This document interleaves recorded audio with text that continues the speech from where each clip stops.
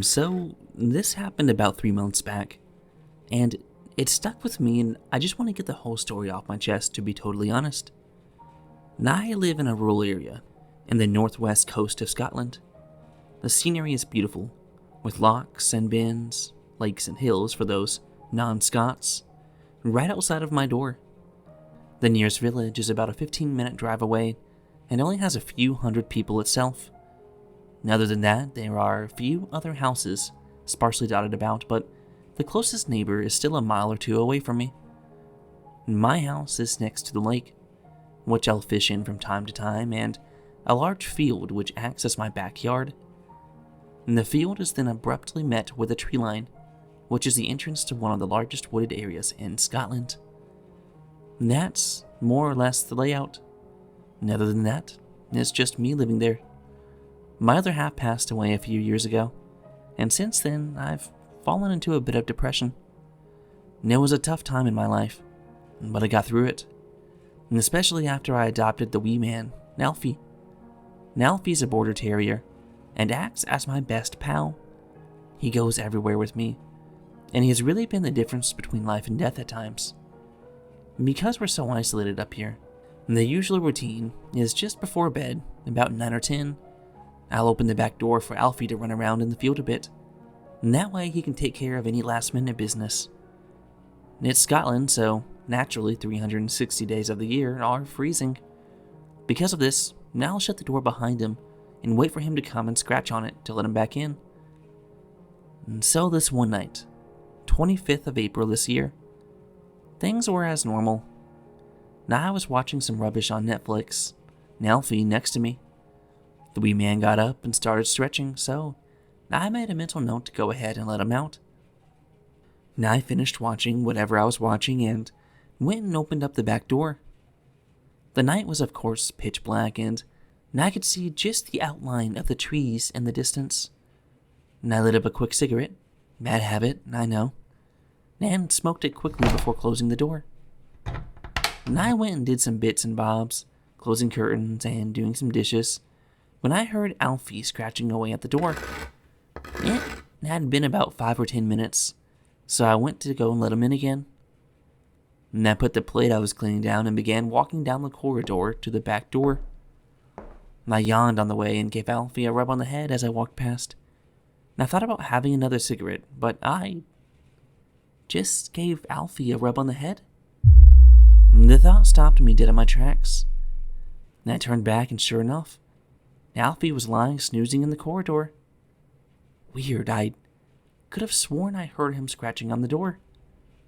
He must not have gone out when I opened the door, and then I guess I imagined the scratching. Now I turned around again to head back the way I came, and chills ran down my spine. I heard the scratching again. Now I knew for a fact it wasn't Alfie. He was lying right next to me. Now I also knew for a fact I hadn't imagined it. I waited a few more seconds and the scratching persisted. And I instantly felt my heart drop to my stomach. And I felt queasy. What was scratching at my door? And I decided to go upstairs to my bedroom because I knew I could get a view of the back door and what was at it from the window. Now I cautiously crept up the stairs, then slowly pulled the curtains back just enough to peek through. And I promise I'm a late Aline's grave. The next bit is completely true.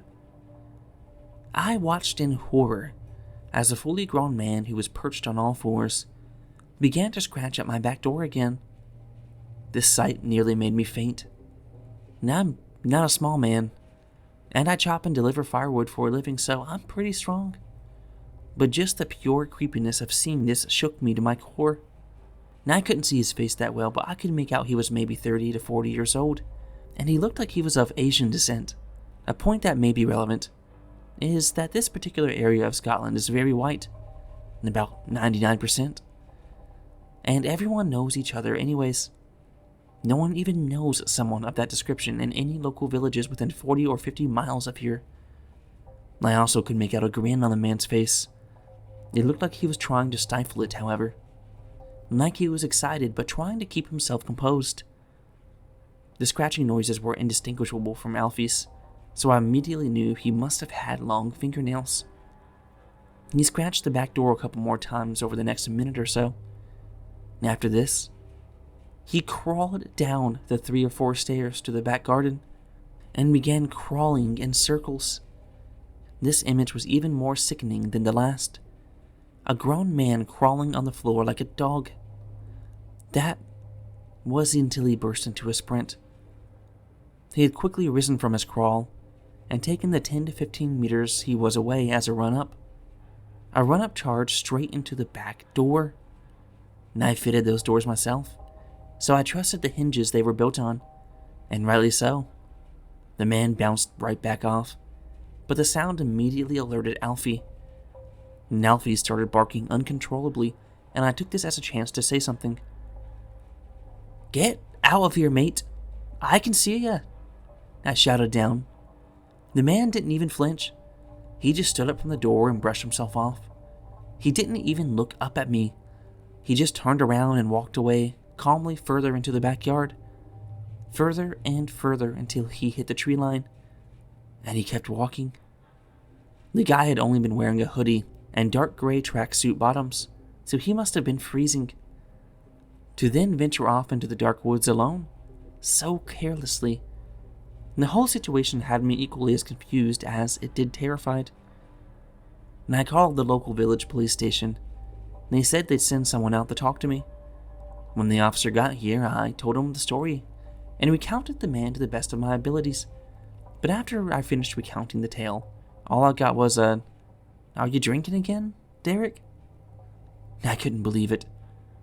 I had a wee bit of an issue a few years back, and after a lean, but I put the booze down and been sober for the last 12 months. He clearly just didn't believe me. I don't know if I'd believe me either, to be honest. He left, and it was just me and Alfie again. Neither of us slept a wink for the rest of the night. I also broke my sobriety for the first time that night, which is not something I'm particularly proud of. And that was that. Didn't hear anything about a body in the woods. Didn't hear anything about a man of that description. Didn't hear anything about the same thing happening to my neighbors. I couldn't believe it. The more I went over it in my head, the more it began to terrify me. That man must have been watching me, and noticed my habit of letting Alfie in when he scratched at the door, for however many nights before he tried it himself. Was I just lucky Alfie decided not to go out that night? The part that really terrifies me is that he never knew I was watching him. So when he crawled down and kept acting like a dog, that was just for him. He was acting like that thinking no one was watching.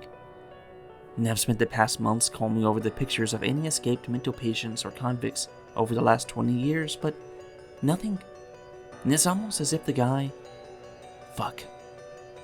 I hear the scratching again. I hear the scratching at my door again, and Alfie is at my feet. It sounds slower this time, and almost like the nails are penetrating deeper into the wood of the door. Am I going to confront the bastard? Fuck it. Wish me luck. I'll update you when it's over.